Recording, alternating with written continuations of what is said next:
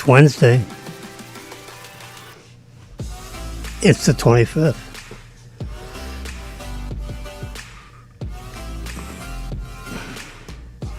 Yeah, the big 25. 5 more. Oh my God. 5 more days and it's the 30th.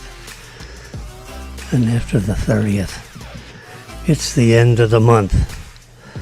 Can you believe it? The end of June has happened already. Oh my God. Well, I'll tell you what, the news world is going crazy. Someone in the intelligence community, now that's a big, that's a lot of words and vocabulary in the intelligence community. That's also known as an oxymoron, because intelligence, give me a break. It's not so smart.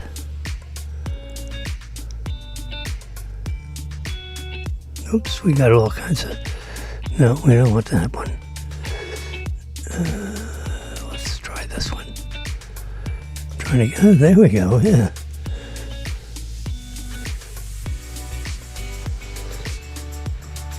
I got so many ports on this thing. I can't tell what's going on. No, just kidding. You're looking at the full page view. Excuse me for jiggling the microphone, trying to get it positioned just right. You know, this little guy. Oop. Let's take off the pants. This is just a little thing I cover it up at night so it can sleep without getting a bunch of dust. It's very sensitive. It's an electro voice. It's the same microphone that Rush Limbaugh used. And you'll notice most of the broadcasters out there in TV land, Will Kane, he sits in front of these guys.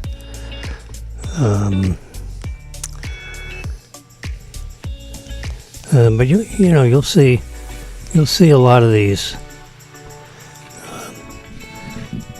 I don't know. I've tried a lot of them. I tell you, I've tried them. I used them, and I sent them back. You know, it's a $300 item, so they don't give them away. But it's not the end of the earth. You know, as far as pricing, you know, it's not. We're not talking 1,300. We're talking about, $300. But I've tried a lot of them.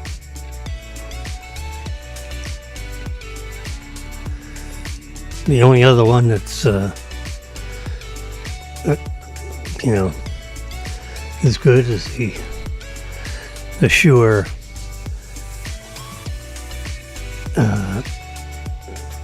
XM8. Okay, XM8. Yeah.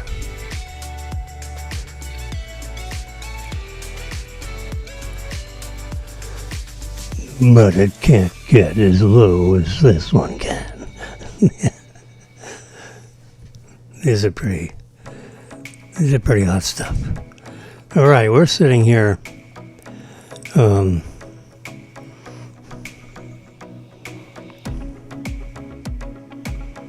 Boca Raton, Florida. I'm giving you a view with me on one side and my trusty old iPad Pro. These iPad Pros are unbelievable. Someone was remarking yesterday on my feed that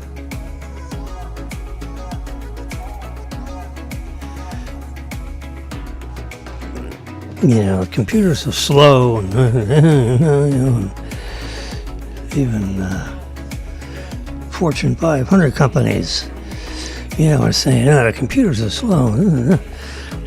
Well, let me tell you what the computer industry did.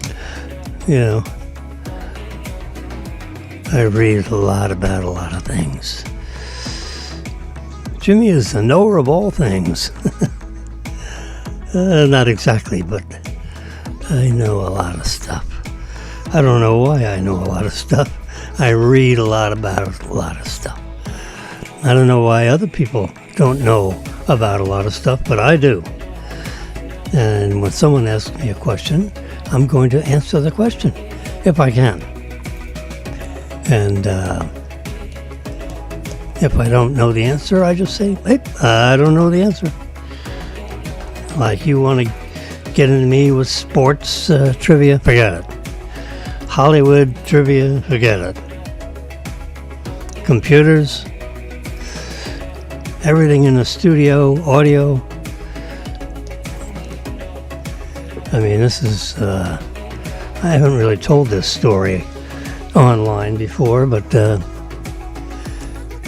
was a neighbor that lived across the street from me in the North Shore of Long Island in a community called East Hills. That sounds pretty, a very nice community, I must say. My parents made a lot of money. So I'm a kid, what the hell. I'm 14 years old. True story. All my stories are true. Just some are more true than others. No, they're true. It's either true or not true. There's no shades of gray on true. Anyway, so I'm 14 years old. I live across the street from a musical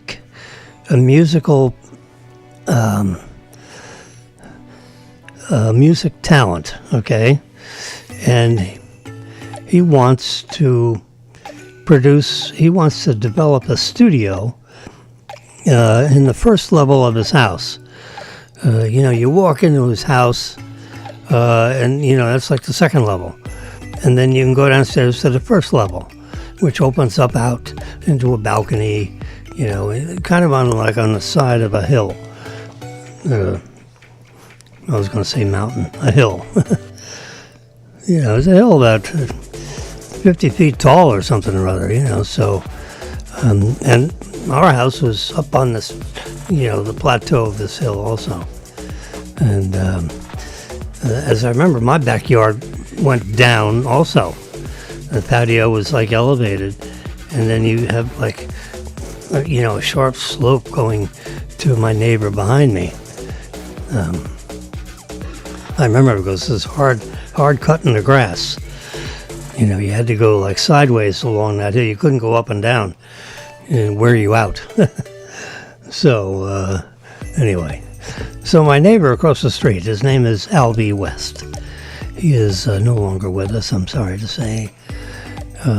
Nice gentleman. He was the world's best saxophone player. I mean, he walked around his house all the time with a thing around his neck with a clip on it, kind of like this. And the clip would clip right onto his saxophone. So, and lots of times he walked around during the day holding his saxophone, playing it a little bit, playing tunes. So he wrote music, literally wrote the music, and developed the music, played the music, played the saxophone. But anyway, developed the music for, I remember it was NBC.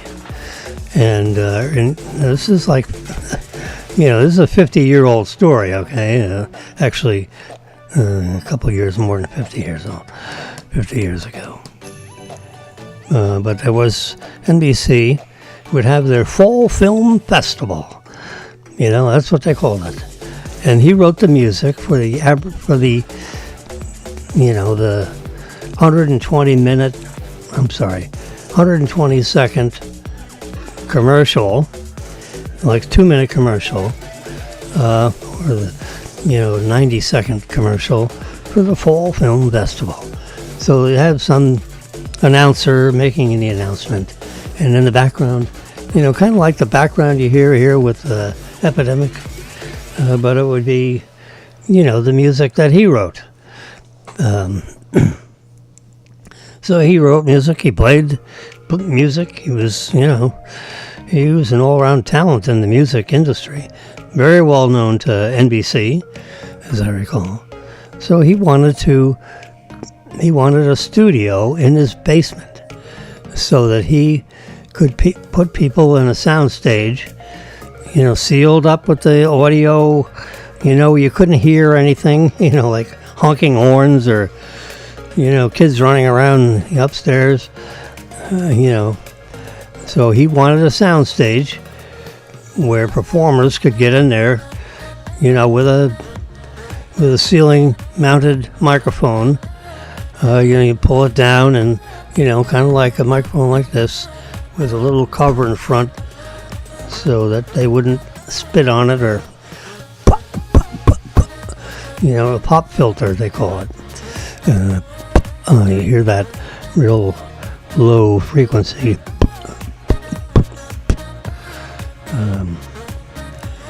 So they put a pop filter in front. And the singer sings a song, whatever. So he wanted a sound stage, and then in front of the sound stage would be, double pane glass, so sound wouldn't go through, so you'd have the big glass windows, and then he'd be back there, with a soundboard. I have a soundboard up right here. You can only see the top end of it because of the way the camera is angled. I've got my cup of coffee in front of it. Excuse me while I take a sip. You can see the purple straw I have in it. Anyway, so he had a soundboard, with, I think it was 8 channels. This is a 6-channel soundboard, where I can have 4 microphone inputs, and then I can have an input from my phone and other inputs, recorder inputs, tape recorder inputs. He had an 8-channel Revox A77 recorder, had 2 of them, ganged together. So, So I remember Mr. West talking to me about that, just chatting with me, and I said, well, I can do that. He said, pardon me? What? I said, I can wire it for you. I can specify all the equipment, give me a budget. I'm very well read on this equipment. He looks at me, I'm a 14-year-old kid. He said, what the hell? He didn't say what the hell. He said, now what do you, he's a very nice man. We really liked each other, for the generational difference. He was a very senior, exquisite musician. You've got to call him a musician. He walked around all day being a musician. He didn't do anything else. He ate and slept musician. And all his kids played some kind of an instrument. I remember he had a son called Johnny, and he played a French horn. And, he had 2 daughters, and they played instruments, so everybody played an instrument, some kind. They had to pick one. Anyway, so I remember Johnny was a very good French horn player, according to him. I don't know good from bad, but I knew he played the French horn, and Mr. West played the saxophone. Now, he was, an exquisite musician.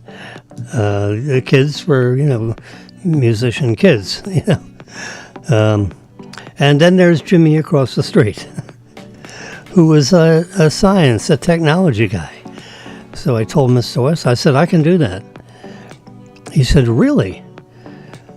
he said, I'm inclined to believe you. And I said, well, good. I said, what will be your budget? He said, what?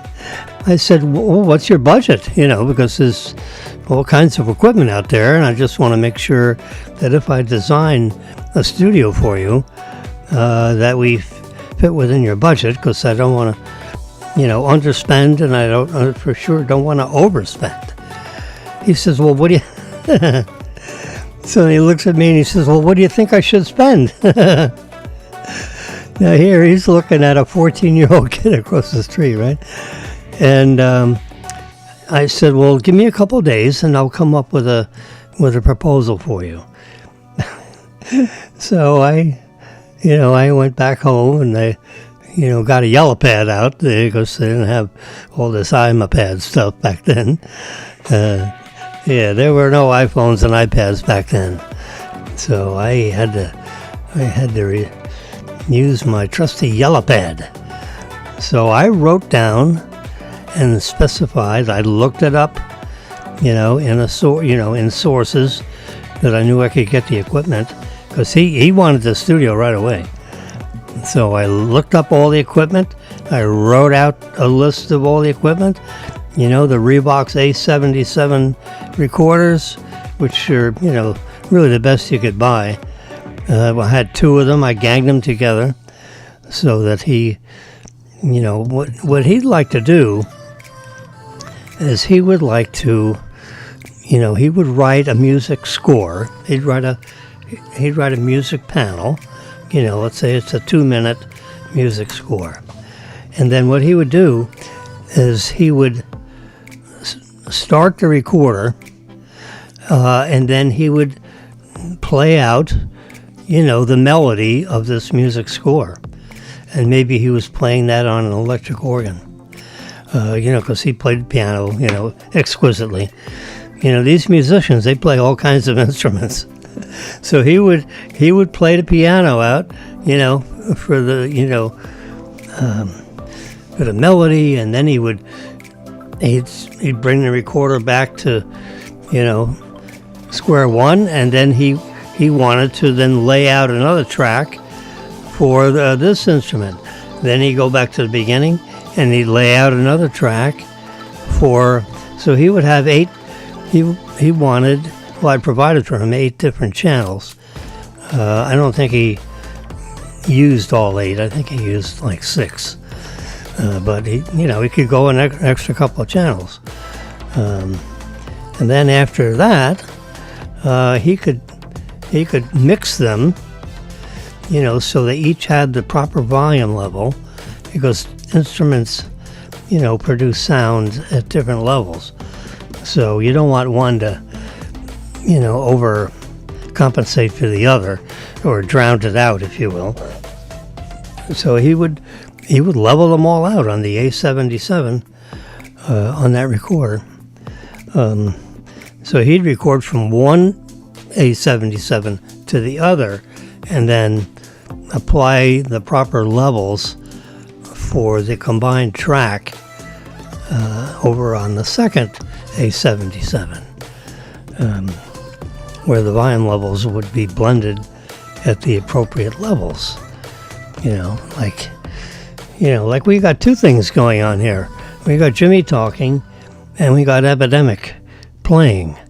So we don't want Epidemic too loud, because then it's competing with my voice. So we turn down Epidemic. So it's, I want Epidemic in this setting as like background music. Like you're sitting in Denny's having a cup of coffee, and we have background music coming up from the speakers above.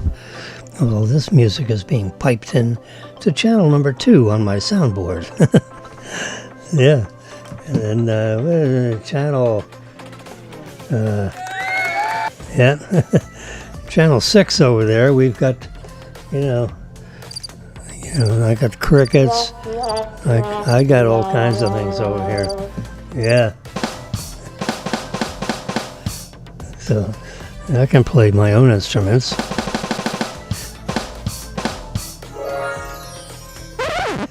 Ooh.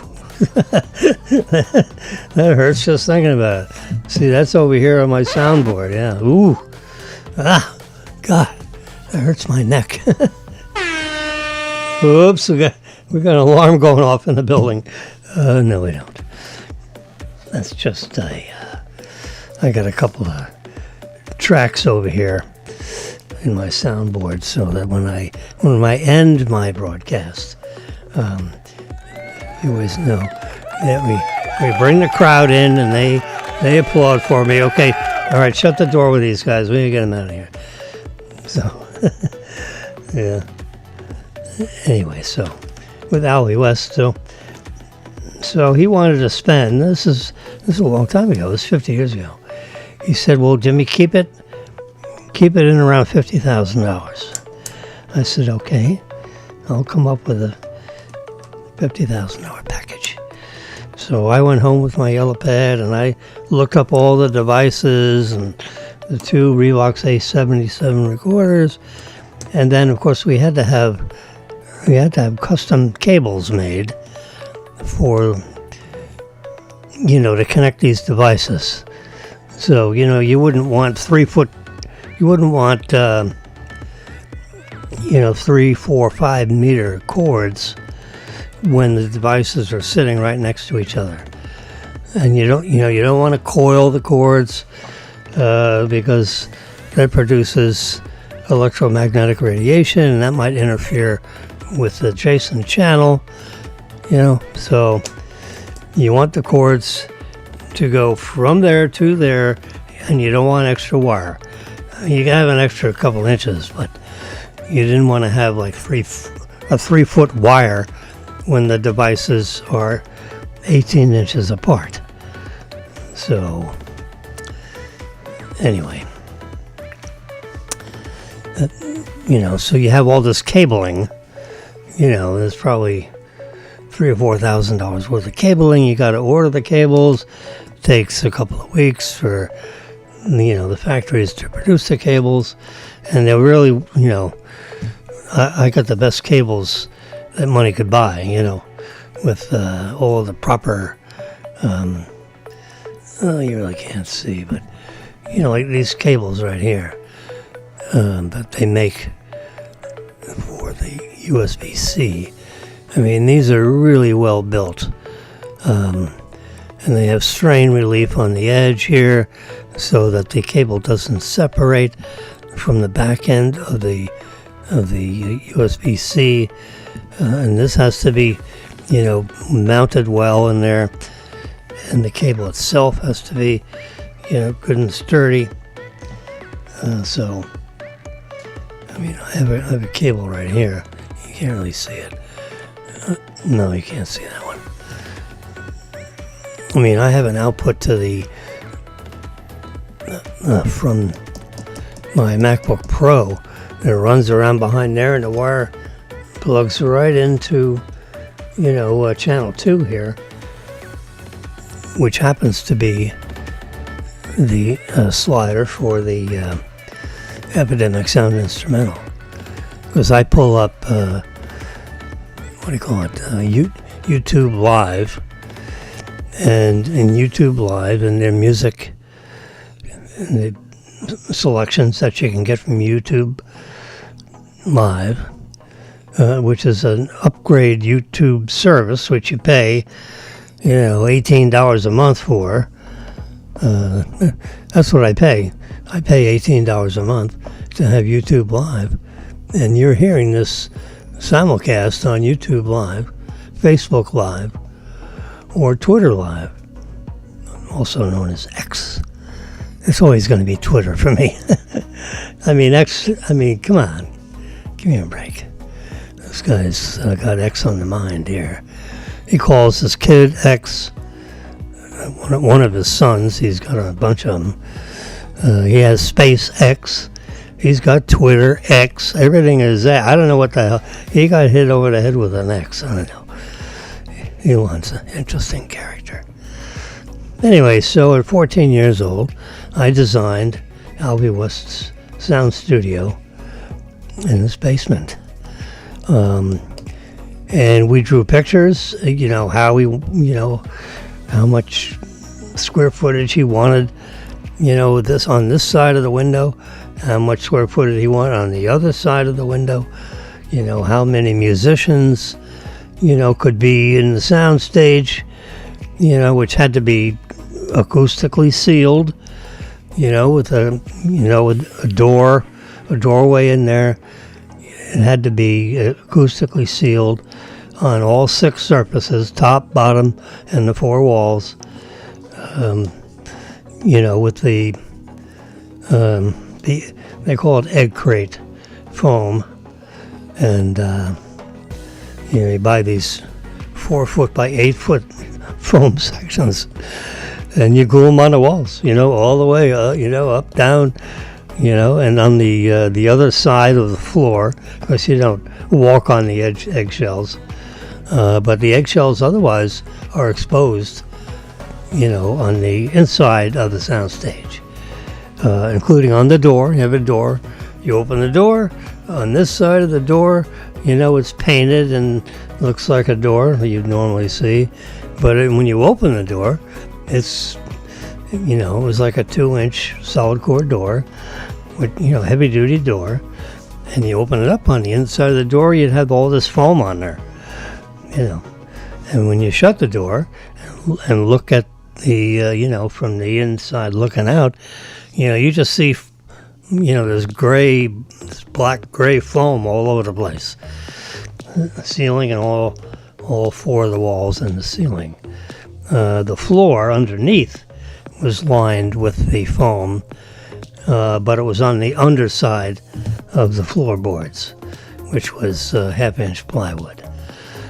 So, we had a raised floor, we had the foam on there, so nothing sound-wise could come up from underneath. So you had a complete, you get in that room and sit there, and it is quiet. There ain't no sound coming in from anywhere. No, there could be a horn blowing out in the street out front, and you would not hear it in the sound stage. I can tell you. It was quiet as a mouse. I don't know where they came up with that expression. It's called an idiomatic expression. Quiet as a mouse? I guess mice are quiet, as they pitter-patter around. We don't have no mouses around here. Anyway, so we designed the soundstage. We built the soundstage. I designed, the complete electric package, including all the wiring. I did it I got all this stuff, delivered to his place.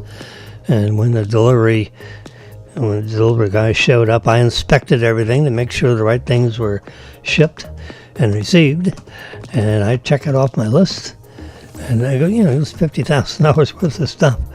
So you don't want to make any mistakes when you're spending your neighbor's money across the street. And this 14-year-old kid has convinced this, I'm going to say 55-year-old, master musician that I can produce a soundstage for him. And sure as hell, we did it. It took, about 4 or 5 months. And maybe 6 months, including every single thing. But I had all the wiring, and I had it underneath, and had a nice soundboard on top with, I think it was like a 16-channel soundboard. We used a little more than half of those panels. Each panel had its own amplifier. It was very nicely done. As I remember, that piece was like $3,000. The Revox recorders, they were, Revox, REVOX A77. For some weird reason, I remember the model number. And I actually bought one of those for myself and used it for an unknown, I do not remember the purpose. But I did use it. I recorded on it. I played back. I had a good set of headphones, and I had a microphone. I had the Shure S50. It's right here. This baby is 55 years old. It looks like it's brand new. It sits right there. I think I have that plugged in over here on channel 3. Hear that? That's my fingers running over the face of this. Yeah. I could broadcast in that. I don't have it. I don't think I have it primed up. 1, 2, 3 testing. Yeah, it works. That's if I had a second person, they were sitting on the other side over here, behind where the clock is. See the clock, 9:56 a.m. Yeah, at 11 o'clock my housekeepers come, so we'll be gone. We'll have to say bye-bye by about 10:45 at least, because I gotta go, do my last minute. I do certain things in preparation for these 2 cleaning ladies, whirling dervishes. Boy, they go through the place and turn everything upside down and vacuum like crazy. And we have 2 cats, and of course they get very disturbed because these guys really louse up the nest. All those little smells that they have on all the cushions and the couches, everything, all the little leftover hair they have everywhere, that all gets vacuumed up every 2 weeks. Anyway, so I designed the sound stage. We got it fully built. He was, we did a lot of the stuff ourselves. And we called a carpenter in to do some of the big, 2x4s and laying out I think we used 3/8 inch plywood on the walls, which we attached the 4 walls, and the ceiling, because we had to build a false ceiling, because we had to attach the foam board on it to keep it all consistent. So we had 3/8 inch plywood, we had the foam. The foam came in these huge boxes. It was kind of fun, but anyway, so we got it all built out, and I got all the equipment wired up, and I ordered the equipment, paid for the equipment, and Mr. West put his faith in me that I could, because I said I could produce this equipment, and it would really satisfy his. I said, Mr. West, you will love what I have done here. This will be just like if you were an NBC studio. I promise. This will be just like if you were using the NBC. They have like a 36-channel soundboard. Now this has 16 channels. It doesn't have 36 channels because we don't have, a full orchestra sitting here. It's just you. And you're laying out these 8 tracks, and we can, expand that to 16 tracks. But he would play all the instruments. He'd play, he'd lay out the first track, and then he'd put down that instrument. With an electric piano, he'd create one track with the piano. He'd create another track with the trombone, another track with the saxophone, and he would play all the tracks himself. He'd just start the tape over again and then lay down another track on top of it. It was actually adjacent to it. So you'd have, 8 tracks, going from the bottom one is for number 1, 2, 3, 4, 5, 6, 7, 8. And they'd all play at the same time, or you can listen to any one track individually. But he'd play all the instruments. So you didn't have 8 people playing 8 different instruments. It was one guy playing 8 different instruments, one at a time. And he'd lay out all 8 tracks. He had it we had headphones for him so he could hear the first track. So when he was playing the next instrument, he would, with his earphones, that would be like the guy sitting next to him playing the piano. But it wasn't the guy sitting next to him. It was him who recorded the first track. And we just lay out all these tracks, because he didn't want to pay 8 guys to do the 8 instruments because he could do it himself. So that's how he designed it. And then when it was all done, he would listen to all the tracks and he could adjust the volume levels of each instrument so they all played, properly. So because we didn't have 8 musicians with 8 different microphones, where you would do the balancing of that, when, take number 1 and then they'd all play. And, the sound engineer, in this case, was Jimmy. I was the overall engineer. But the sound engineer, at NBC, he'd have this 36 channel, and each one was a microphone, was a preamplifier with, controls up on top for volume and pitch and all this kind of stuff. Oh, Lordy. So when we were all done, he had a soundstage.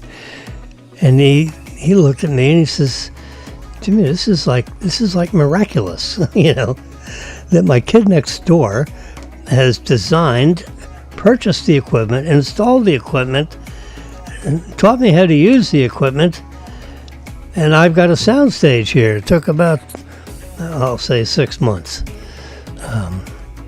And instead of spending $200,000 or $300,000, it was about $60,000. It was $50,000 for my equipment, or his equipment, that I bought for him, and then about $10,000 worth of, wood, 2x4s, 3/8 inch plywood, a 1/2 inch plywood on the floor, and 3/8 inch plywood on the other 5 surfaces, the front, the back, the left, the right, and the top. So we had a soundstage, and he used it. I mean, as soon as that thing was done, we painted it, we had black on this side, and, it was a light pastel color on the side where the musicians play. And, if you had a singer in there, she'd sit on a single stool, in that room. It was like 2 rooms. You had the sound engineer's room, the musician's room, sound engineer's room with all the equipment. Like I have a little tiny one here in this apartment. I took over half of my table. Goes back, it's a 48-inch table. I took 24 inches, by 6 feet. Marilyn's got the other 24 inches. It's 24 and 24. It's 48-inch table. And it's a 60 by 48-inch table.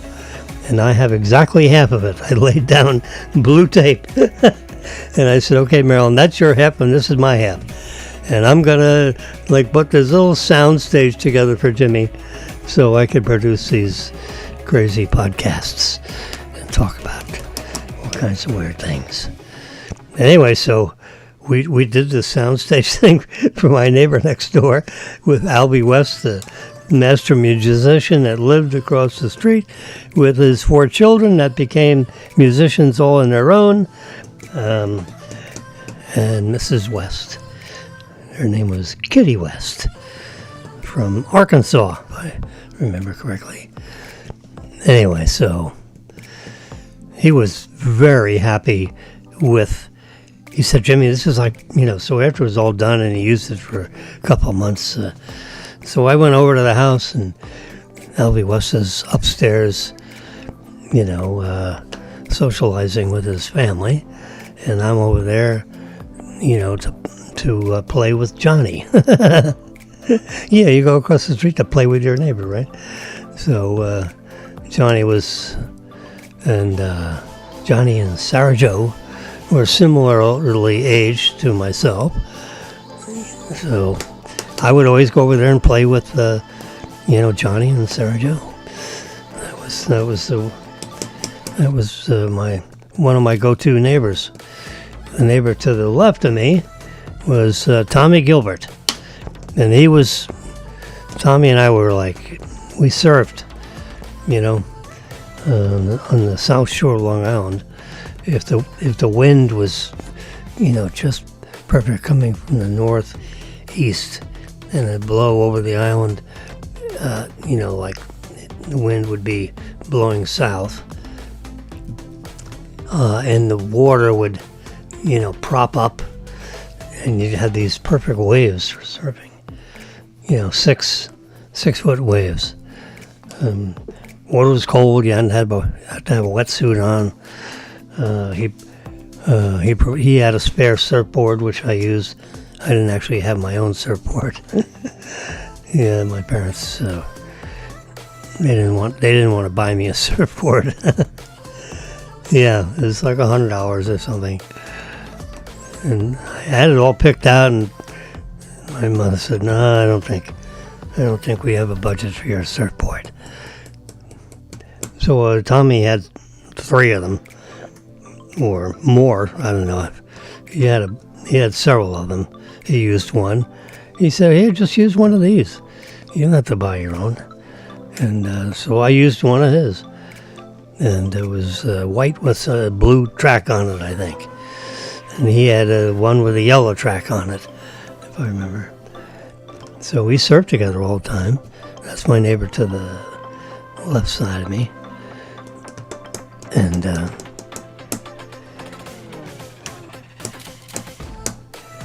so Albie was really happy with his soundstage. That was my nice little project, you know, over 50 years ago, when I was like 13 or 14. I was a young little whippersnapper, so I was actually delighted, but I was also surprised when I was writing out that list. I was thinking to myself, is Albie West, is Mr. West, because I'm a little kid, so he was Mr. West to me. I would never call him Albie, but that was his first name that, you know, that his wife, Albie, you know, when she called him, she'd call him Albie. When I would talk to him, it was always Mr. West. Yes, sir. Anyway, I got it all done, and he loved it. Oh, my Lord. He couldn't believe it. I had all this stuff wired up. I mean, there's a lot of wires. He said, "How the hell do you know how to do that?" I said, I don't know. I actually can't tell you why and how I know it, but I know it. And we got it done, and it worked perfectly from the first minute. It wasn't like I had wires plugged in the wrong way. I knew exactly how to do this. And, you know, I had it all figured out in my head. And I got it on paper. I drew pictures for him, because, you know, you have to convince the subject, the target, you know, and because you're asking for him to, you know, devote $50,000 of money. You know, it's not it's just hard money. And so he said, "All right, I'll commit to it." He says, "I think this is a very courageous step for me." And I said, "Yep, it is. And I thank you very much. And I'll get this done for you. You know, I'll work day and night and make sure it happens. And it'll be wired correctly. It'll work correctly from day one. And we've got the best equipment money can buy. And, you know, these recorders were directly from Germany. Revox A77. You know, and they were imported, you know, from Germany. How the hell do you know this stuff, you know? I said, "Well, you're going to love these recorders because they're the only ones that I could find without spending $100,000 a piece, you know. You find those, you know, like at NBC when you have a big network, but they don't work any better than what I got here. This is just a slightly miniaturized version of what you'll find in the finest studios in the country. The Revox A77. I should look it up. It's some more. Let's look it up. Let's see if they still make such a thing. Right, REVOX A77 recorder. I think it's an 8-track. Let's just say recorder. Revox A77 recorder. Press enter. All right, what do we got? Ooh, look at this. I love it. This is it right here. You're gonna love it. Yep. Let's just do this one. That's it. That is it. See, with the big 14-inch is a tape recorder, essentially. Yeah. Back then, it was tape recorder. Today, we record directly onto a sound, creating a file. It's actually an audio file. Back then, you had to put it on tape. They didn't know audio files from anything. Let's see. Here's another picture. There it is. That's it. See the Revox? Let's see if I can expando this. I can't. But you look over here in the gray label, REVOX. That's it. And see this little counter here? There's a counter. I have a pointer here, but I don't think you can see it.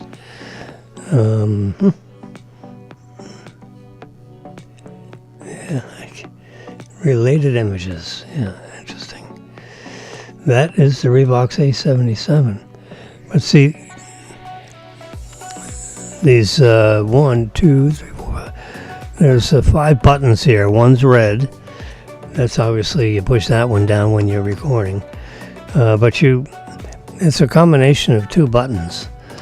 The red with the forward arrow. So, the people in Germany, I believe it was Germany, they didn't, it wasn't like play and record and, number one, you had a language barrier and you didn't want German words all over the front panel here. So they would have symbols, so you'd have a stop with 2 lines and you'd have, carrots, left-hand carrots and right-hand carrots, like on your keyboard. The carrots, that's above the comma and the period on your normal keyboard down here. Yeah. So you'd have a double caret pointing left or a double caret pointing right. Right above the buttons, they had these symbols that would give you an idea of what they meant. This actually that looks more like it, because I remember we had VU meters right on there.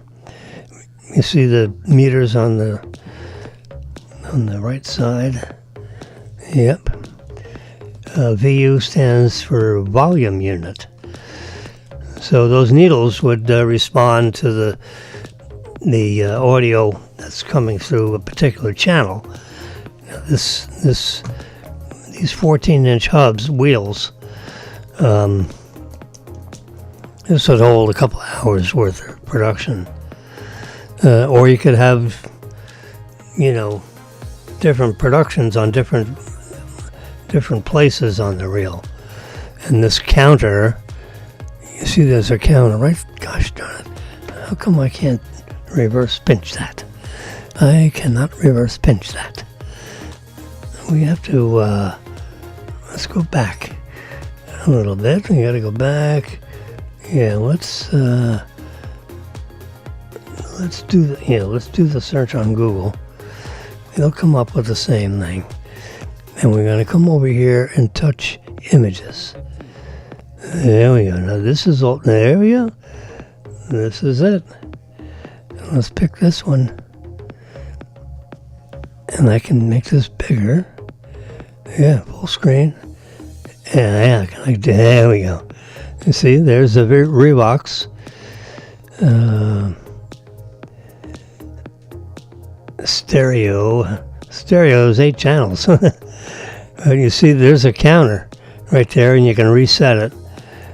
So you can write down the log. You can log in where you are on this big tape, and you might have 5 or 6 productions on this one spool. These are about $15 a piece. They were special aluminum spools, and it would have, I forget how many feet of magnetic tape on there. Yep. But all these buttons were all electronic buttons.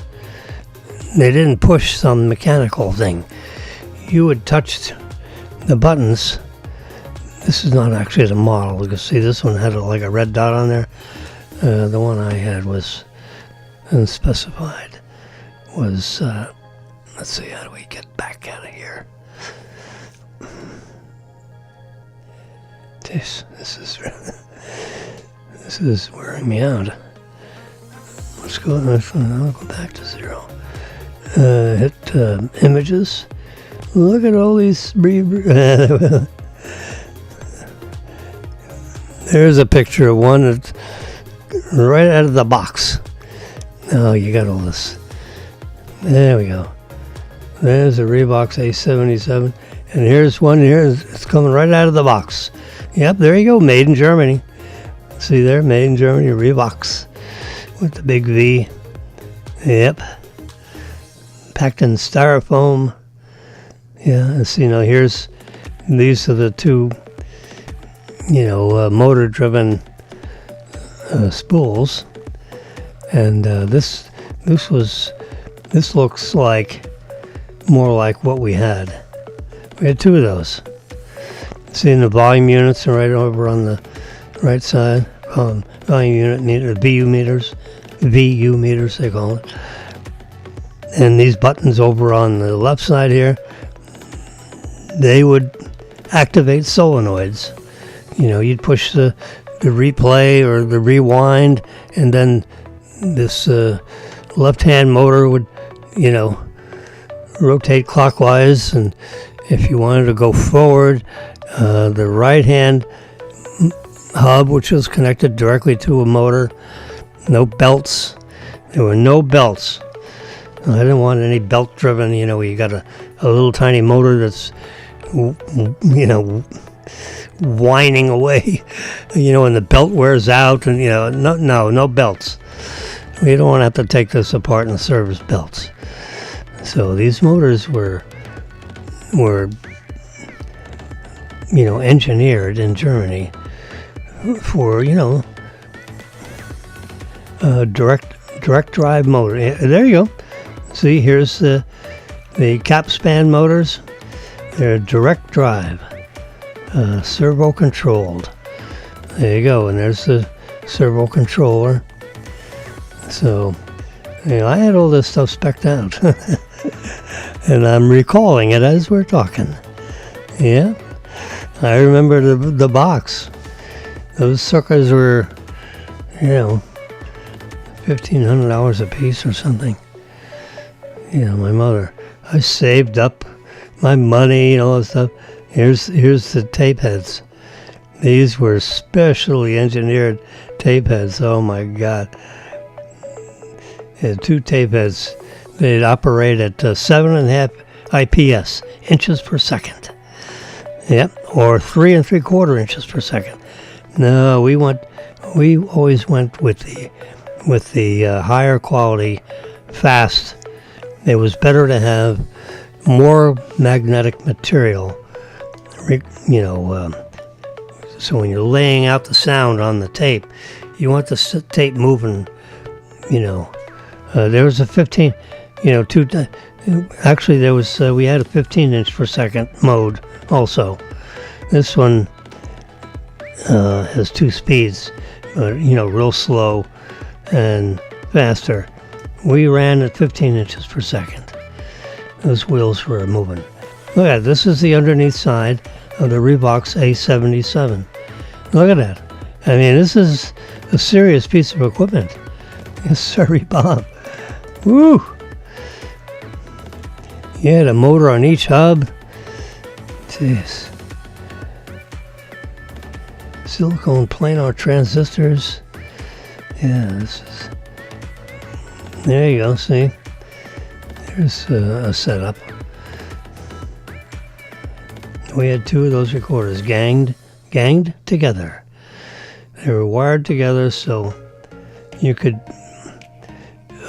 put the music from one recorder and lay it down on one of the tracks on the other one. They were both 8-track. So you can see these heads, these magnetic heads the tape would run right across that head. There's little floppers that would close up onto the tape because you didn't want any electromagnetic radiation affecting the tape when you're recording on it. I mean, can you believe it? I mean, this was like space. This was like super duper engineered stuff. Albie West was absolutely shocked and amazed because I remember having him look at this. He said, "How could you figure this out?" I said, "Well, I don't exactly know, but I have researched this stuff seriously." I said, "This is, you've got really good quality stuff here. You know, the FBI uses this to record, what do you call it? This very popular device used by, the FBI, the CIA. They had this stuff all over the place when they're recording phone conversations over telephones. Yeah, or if they were interviewing people in an interview room. The Reeboks A77 was recording that conversation. Yep. And a lot of the popularity with this guy was that you could control the tape and the recording and the playback and all that from a panel that you could have, right here, right next to the soundboard. So you could be touching the buttons here and activating the Reebokses that were sitting up straight up in front of you or on the side, because you had a window up in front. So we had them standing up over here on the right side. Yeah, I remember this. This was the direct drive unit that actually controlled. See, servo control. Yep. So this little specially designed non-ferrous material. It was a shaft that would actually, there's a rubber wheel on this side, and you had this, then you had the tape, and then you had this little metal job that would then press on the tape, and the wheel would be on the other side of the tape. And that's what controlled the speed of the tape, the 15 inches per second, or the 7.5 inches per second, whatever audio quality you needed. But I remember we were running 15 inches a second, and those big wheels would turn. It looked really good. He was really impressed. Yeah. 8 watts per channel.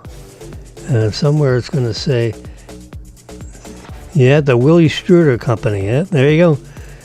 You see that? Willie Struder Company. Yeah, that was the guy. Since 1949. Distinguished themselves by their dynamic advances in magnetic recording equipment. The Reeboks A77. Can you believe it? I remembered the stupid model number. And here we are. The magic of Google is producing employees the classic 3-motor tape transport system. Yep. You had one motor controlling the tape speed because of this guy right here. That little spindle would rotate so that the tape would come across at 15 inches a second. Yep. And this control card would control the speed of that motor. And it sat over here, and when it was time to record, you'd push that red button, and that cap span would then press over against the tape, and it would mash the tape between the cap span and a black roller behind it. And that's what controlled the tape speed. Yep. 3-motor design, meaning you had tension on this, you had brake tension on the back wheel, and on the forward wheel here, you'd have forward tension. So there was tension on the tape. And the cap span would then control the actual speed of the tape and move the tape, and then, because there was a constant, 1 pound or 1.5 pounds of pull on this spool, that's what pulled the tape across inside the system. Very nice. Very nice. That's it. That's the job right there. Hi-fi sound since 1968. That's about the time, baby. Yeah. 1968, 1969. Yeah. I was born in 1945. Do the math.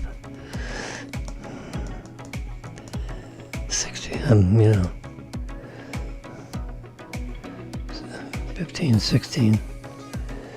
Yep.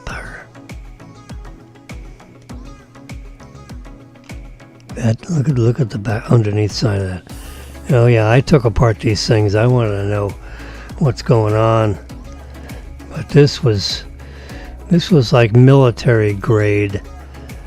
This was really a super fine piece of equipment.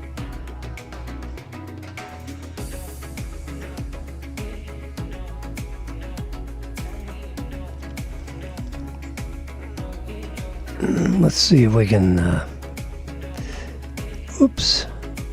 oopsie doopsie. Okay.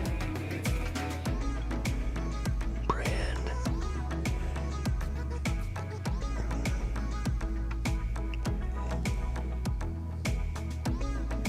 Oops. I'm looking for my A77 recorder. Let's go back. So these are second hand. So here's one for $1,900 in today dollars. This is not the same. This is not the same model. But you can see it's Reebok's A77. But after a couple of years, they'd have little different designs with these volume controls, the input and the output. The servo controlling was really, an important feature. So you could buy rare find the A77. This is a 4-track guy. Remember, we had an 8-track. Excellent, serviced. 680, I don't know what that means. The original cover. Take up 10.5-inch reels, okay? That's a 10.5-inch reel. It's a diameter. Extra tapes. You can have it July, or you can have it somewhere between June 28th, was 3 days. 3, 5, 6 day delivery.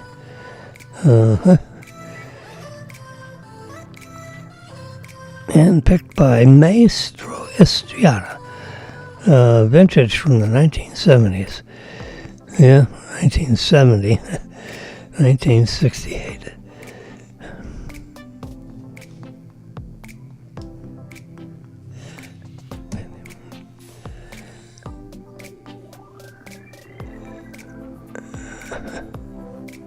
$19 to ship it. It's in Houston, Texas. There you go. You can have one of those, $1,900. This is used. Here, yeah, there's Techniques. I remember that. BASF. Yeah, this was German-made tapes. This BASF. Now this is not the Revox A77.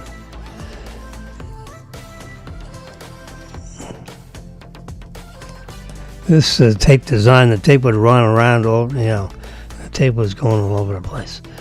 With the Revox, it would just go straight through. You didn't have all this business with all these tensioning things.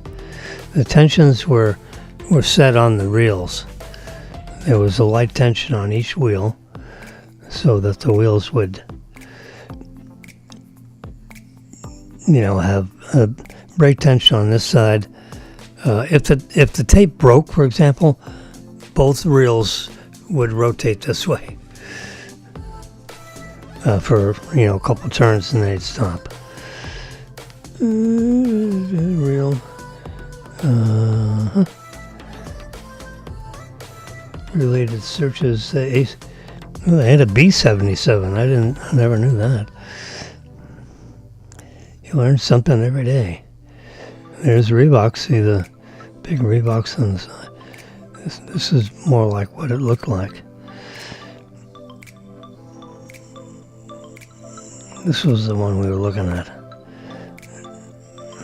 Cap span circuit, the driver circuit, the playback and preamplifiers. The tech also calibrated and lubricated the deck. Yeah, this is this is a piece of equipment that's been used. Obviously, this stuff was engineered in 1968, so cost him $700 to refurbish.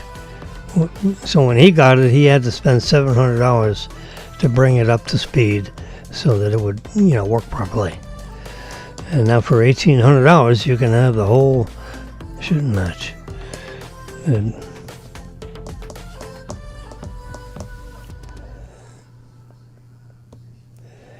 he said, this is a rather rare bird. A 4-track A77. He said, I grabbed it.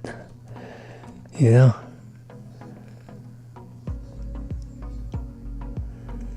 a 4-track variant.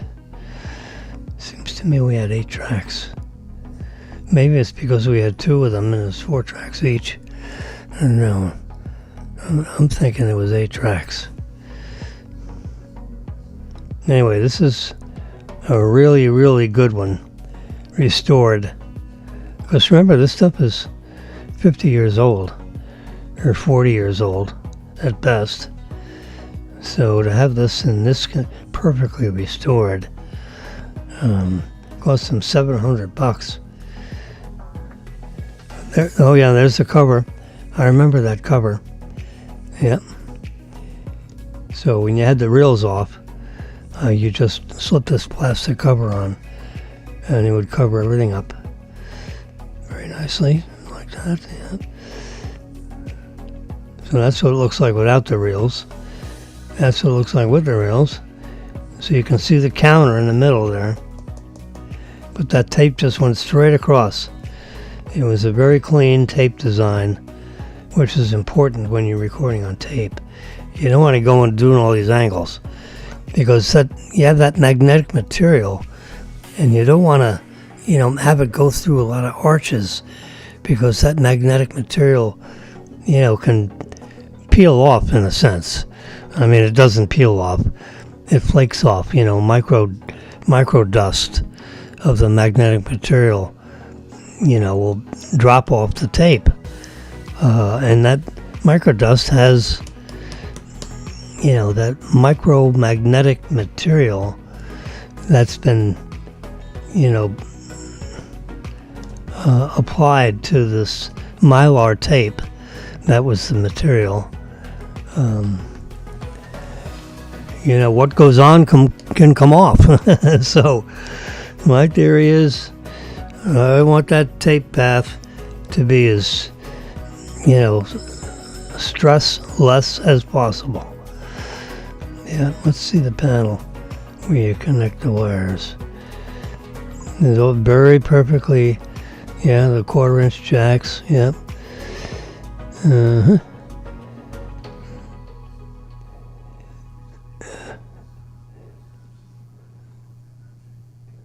You had like a socket, a single socket, where you could record, remotely control. See, there's the double carrot I was talking about. You have double carrots to the left, double carrots to the right. If you wanted to fast forward the tape, and you'd look at that counter, and you'd see approximately where to stop. So here's the play, the stop, and record.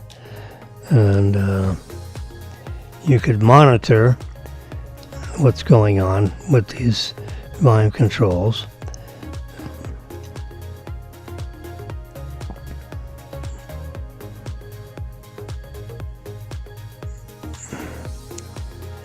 And this is the record side over here.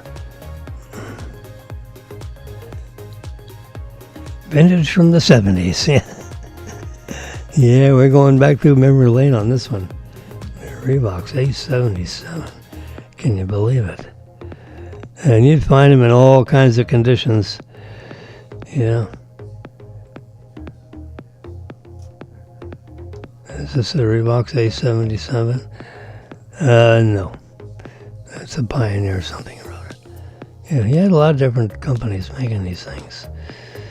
And I can tell you, the Reebok's A77 would be considered the bee's knees. You ever heard that expression before? I'm giving you.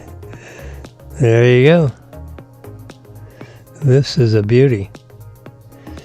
Everything's 5 out of 5, but you're going to pay $1,900 for that one. If you wanted one, that's the way to get it. So back, apparently you can't buy a new one now because they don't make them anymore. They're making something else.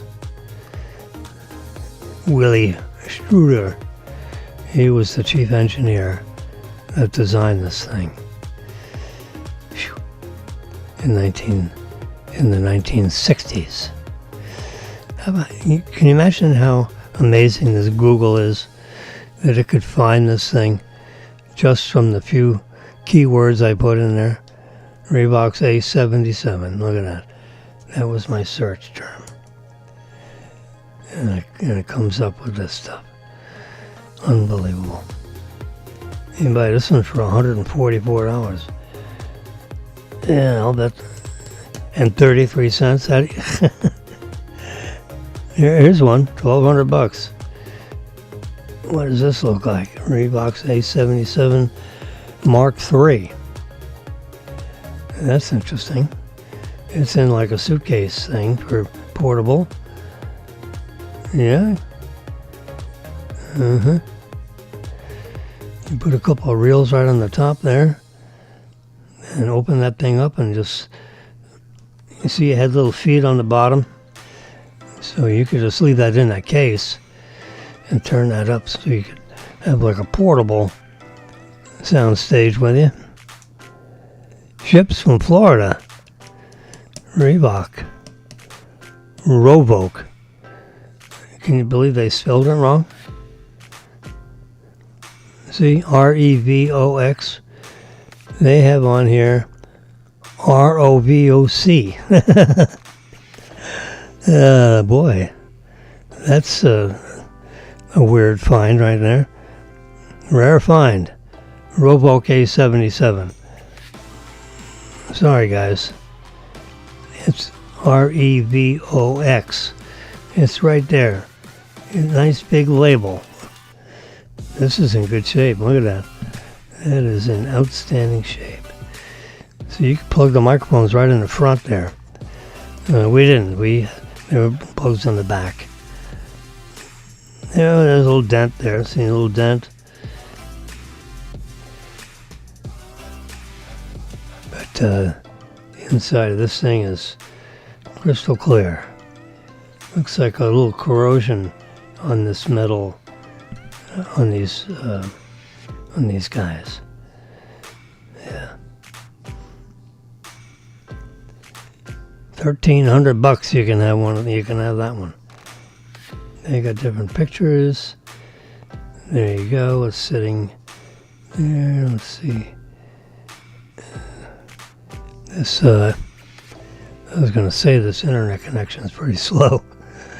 These pictures are taken alone. This is the cover closed.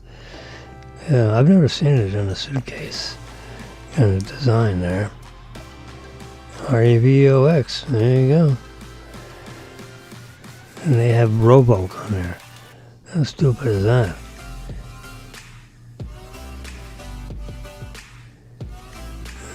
Yeah. JVC speakers.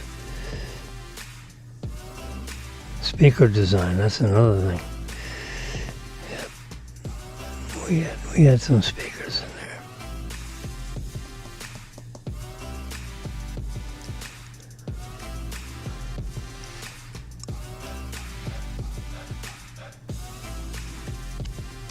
We had Heil air transformer speakers. Heil, H-E-I-L. You can look up that name. He designed speakers and microphones. Can you believe it? He designed the devices that listen to your voice or your instrument, and he designed the output side.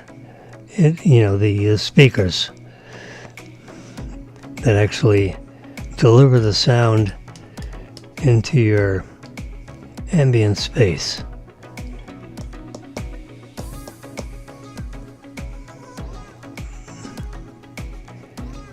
We had Heil air transformer speakers. They were big and heavy. They had to weigh 100 pounds apiece. We had 2 of those. And they would fill a room with sound. Oh my God. So when you would play back a performance on those speakers, woo, it was like you were in, today, a fancy movie theater. Yeah. Look at that. There's the Revox set up in a portable setting. Yep.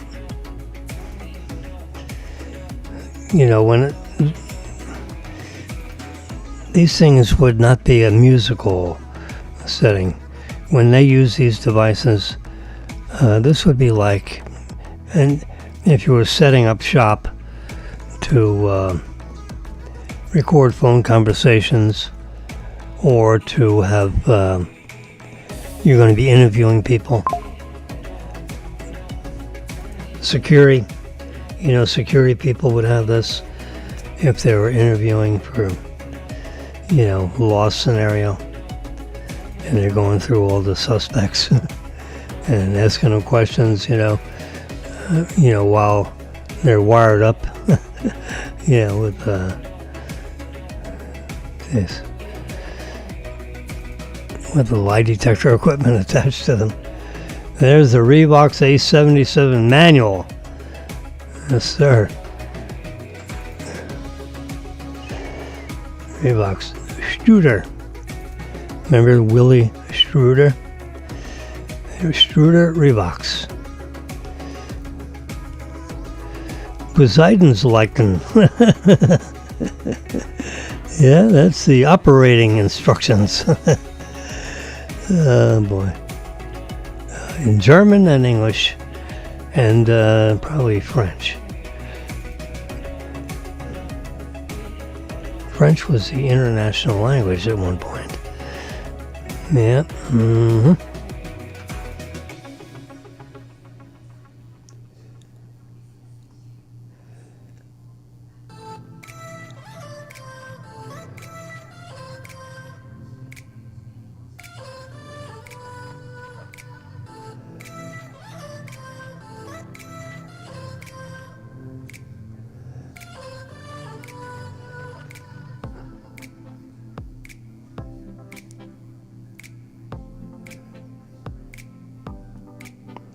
You see the remote controller?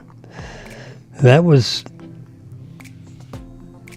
the part of the plug. The wire comes out this end here, and the wire's not there. So that's a blank plug, just covering up so nothing would get in. No dust or dirt or get in there. Okay, I gotta go. My housekeeper's banging on the door. So listen, you guys have a great day, and we'll talk tomorrow. I promise.